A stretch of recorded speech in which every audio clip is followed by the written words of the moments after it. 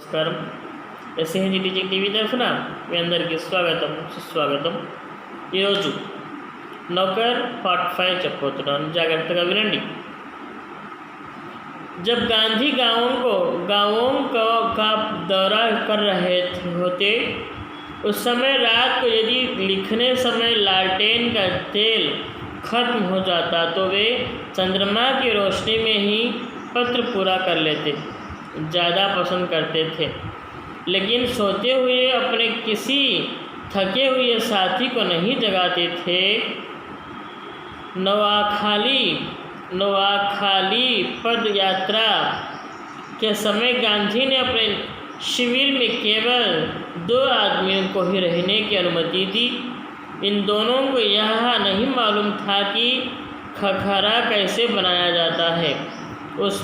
इस पर गांधी स्वयं रसोई में जा बैठे और निपुण रसोइये की तरह उन्होंने खरखरा बनाने की विधि बताई. उस समय गांधी की अवस्था 78 वर्ष की थी.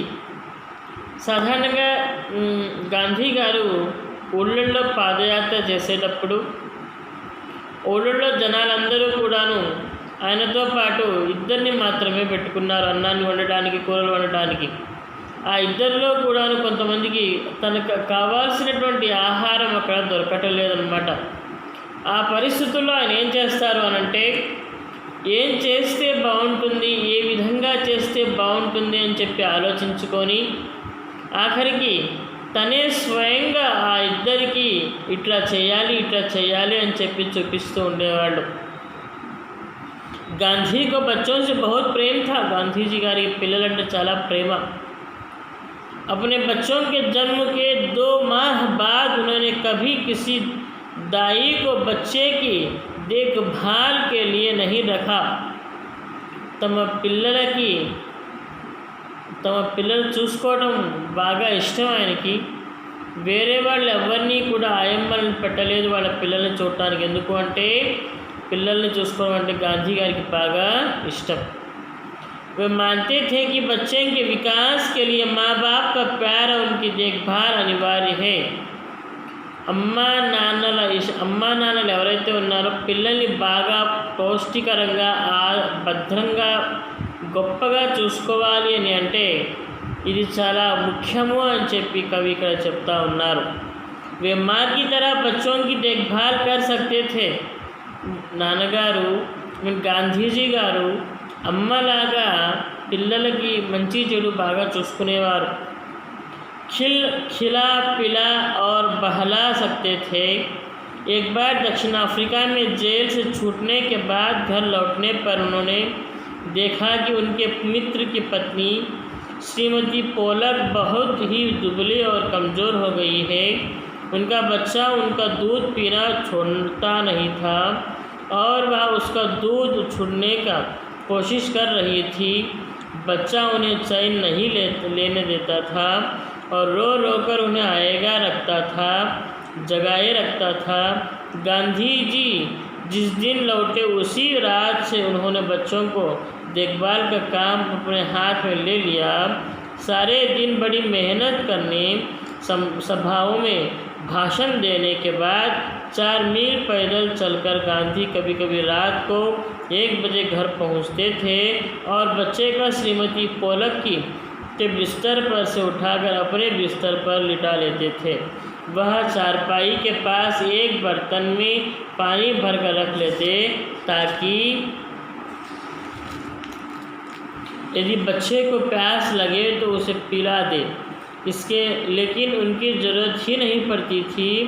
बच्चा कभी नहीं रोता और उनकी चारपाई पर रात में आराम से सोता रहता था.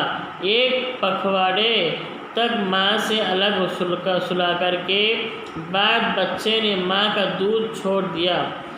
गांधी अपने से छोड़ो बड़े को बड़ा आदर करते थे.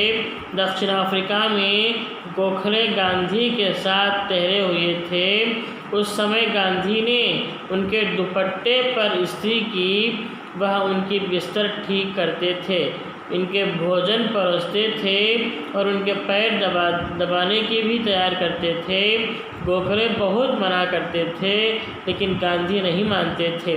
महात्मा कहलाने से बहुत पहले एक बार दक्षिण अफ्रीका से भारत आने पर गांधी कांग्रेस के अधिवेशन में आ गए। वह उन्होंने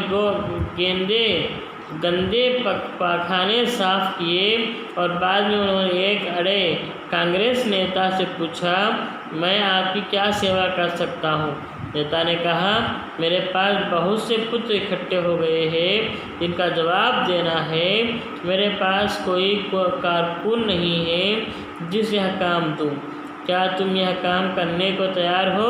गांधी ने कहा, ज़रूर, मैं ऐसा कोई भी काम करने का तैयार हूँ जो मेरी सामर्थ्य से बाहर ना हो।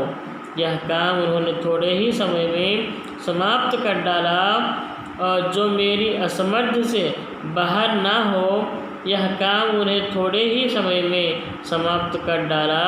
और उसके बाद उन्होंने उन नेता की कमीज के बटन आदि लगाने और उनकी अन्य सेवा का काम खुशी से किया। సాధారణంగా ఇక్కడ కవి గారు అదేవిధంగా గాంధీజీ గారు ఏం చెప్తున్నారు అని అంటే, ఆయనకు ఏ పని చేయటం అయినా ఇష్టమే, ఏ పనైనా కూడా ఆయన మంచిగా మనస్ఫూర్తిగా చేస్తాడు. దాంట్లో ఎటువంటి తప్పు ఉండకూడదు, దాంట్లో ఎటువంటి ఇబ్బంది ఉండకూడదు, దాంట్లో ఎటువంటి ప్రాబ్లం ఉండకూడదు. అలాంటి పని ఎంతైనా సరే చేయడానికి గాంధీజీ గారు ఇష్టపడతారనమాట. అయితే